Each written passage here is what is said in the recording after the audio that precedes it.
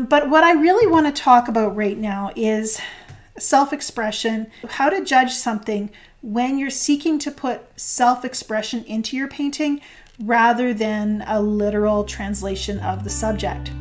I'm celebrating World Watercolor Month with a new video every day in July.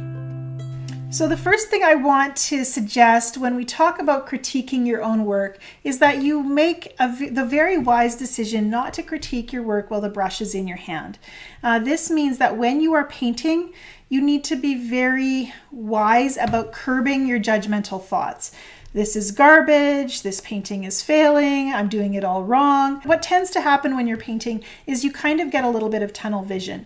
You might be focused very closely on one area of the painting that you are struggling with while you're not noticing all of the areas where the painting is working. And so it's really a good idea. The rule I've given myself is I try to stop painting when I feel like I'm almost done.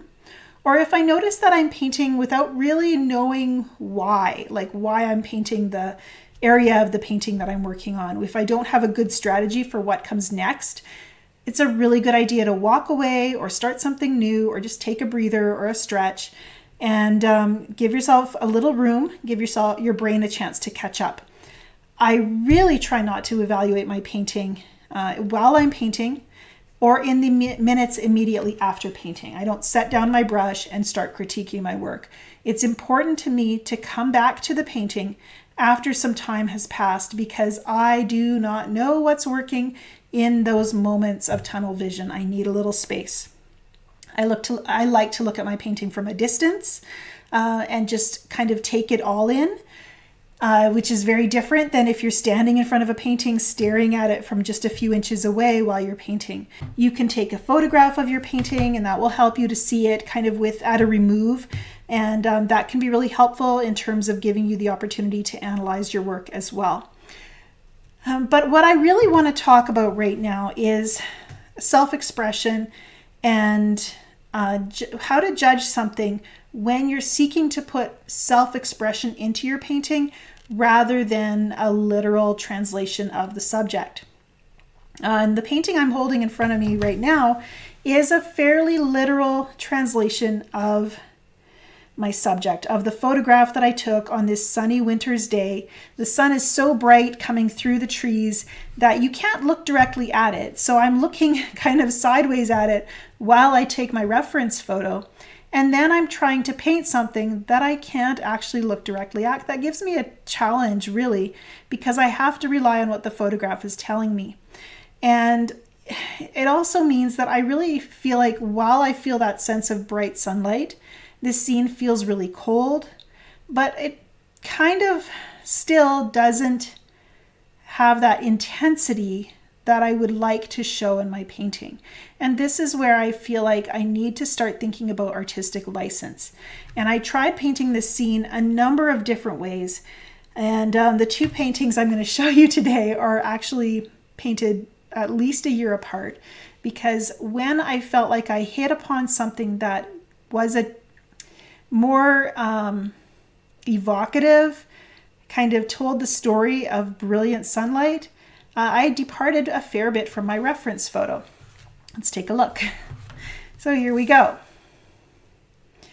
This version is all about the sunlight, and there's a lot going on here that's not in my reference photo, and that's certainly not in the original painting.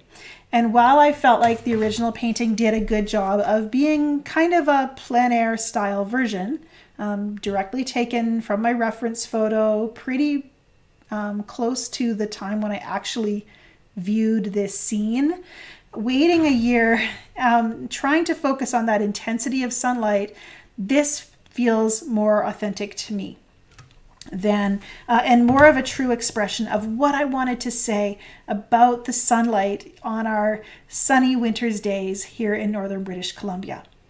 And there are all kinds of things that I could say are wrong with it. I have entered this painting in some shows, in some exhibitions, in some competitions. It has not won any awards. And, you know, that's okay. What I see in this painting was exactly what I wanted to say. And that needs to come first for me, regardless of whether other people see that or not. What I really love is the fact that instead of the sun needing to be behind the trees, needing to be behind the hills, needing to be the correct size, you can see how small it is in this photo. I just focused on painting the sun first, and everything came after that.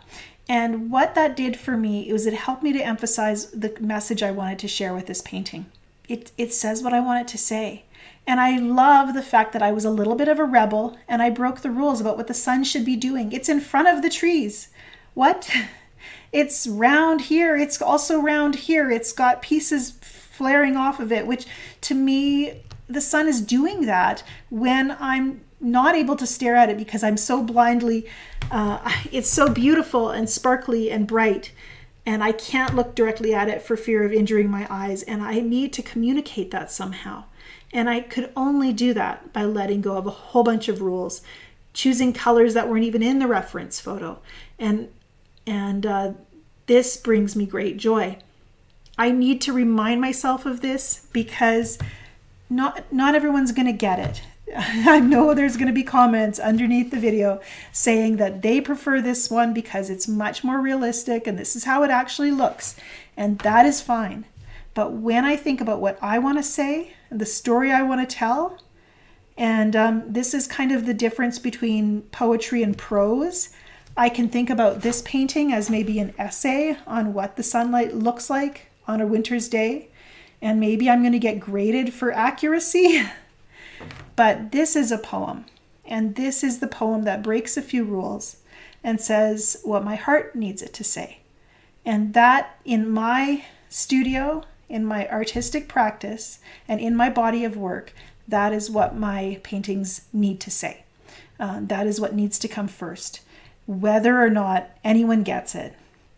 These are my poems. This is my poetry of who I am and how I feel about what I see. And I'm so privileged to be able to share that. And when you're working your way through a painting and then you hit on the one that zings straight to your heart, it's so rewarding that I really can't feel like I need to frame this one because people will understand it better than they'll understand this. I don't get to go there because this is where my heart is. And so that is what I want to share. I want to encourage you with this because I know that one thing that happens when you start to share your work with others and as you start to build skill and really desire self-expression is people often will tell you that they like a painting of yours that you're really not very happy with.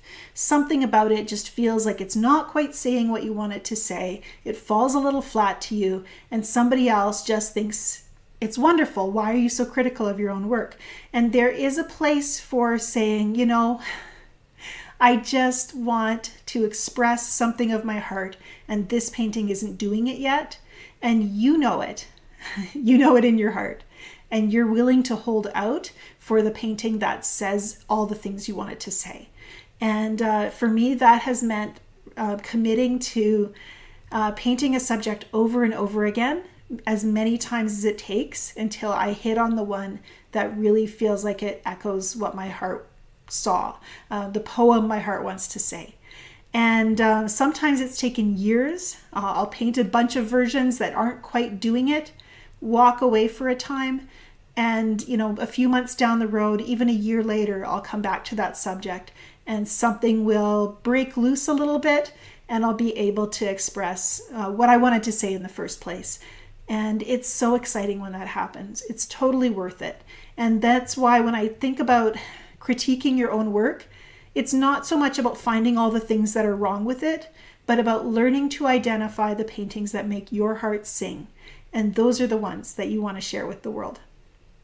If this video was helpful for you or encouraged you in some way, I'd love to hear about it. Please leave a comment below.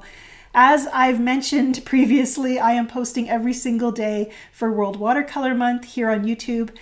Please do subscribe so you can follow along and just follow along my journey as an artist. It's so much more than just learning technique. It is about this freedom to say what your heart wants to say, to break a few rules, to get playful, and to just show who you are on your paper. And it's so exciting and rewarding when that happens. Thanks for being a part of my Heart-Led Artist. What are we? We're a community of artists. We love painting from the heart. We want to share that. We're not satisfied with anything less. And if you identify with that, you're a member of this community too. We care about this stuff.